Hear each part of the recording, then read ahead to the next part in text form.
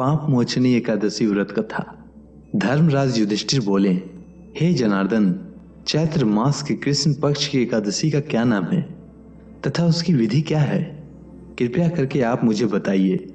श्री भगवान बोले, हे राजन, चैत्र मास के कृष्ण पक्ष की एकादशी का नाम पाप मोचनी एकादशी है।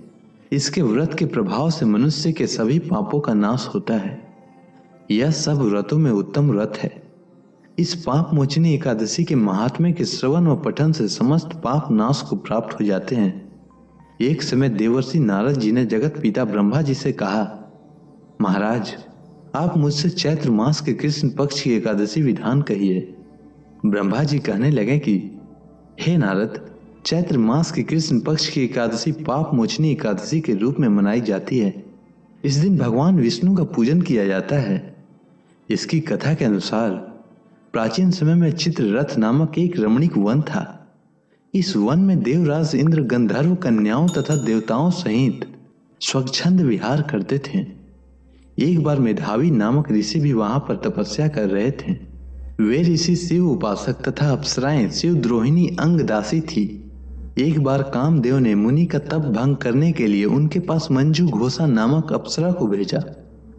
युवावस्था वाले मुनि अप्सरा के हाव भाव, नृत्य, गीत तथा कटाक्षों पर काम मोहित हो गए। रति क्रीड़ा करते हुए 57 वर्ष व्यतीत हो गए।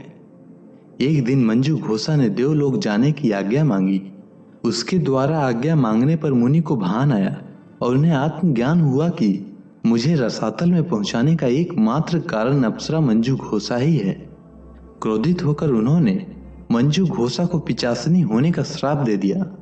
श्राप सुनकर मंजू घोषा ने कांपते हुए ऋषि से मुक्ति का उपाय पूछा। तब मुनिश्री ने पाप मोचनी एकादशी का व्रत रखने को कहा और अप्सरा को मुक्ति का उपाय बताकर पिता चैवन के आश्रम में चले गए। पुत्र के मुख से श्राप देने की बात सुनकर चैवन ऋषि ने पुत्र की घोर निंदा की तथा उन्हें पाप मोचनी चैत्र कृष्ण एकादशी का व्रत करने की आज्ञा दी। व्रत के प्रभाव से मंजू घोषा अप्सरा पिचासनी देह से मुक्त होकर देवलोक चली गई। अतः हे नारद, जो कोई मनुष्य विधि पूर्वक इस व्रत को करेगा उसके सारे पापों की मुक्ति होना निश्चित है, और जो कोई इस व्रत के महात्म्य को पढ़ता और सुनता है उसे सारे संकटों से मुक्ति मिल जाती है।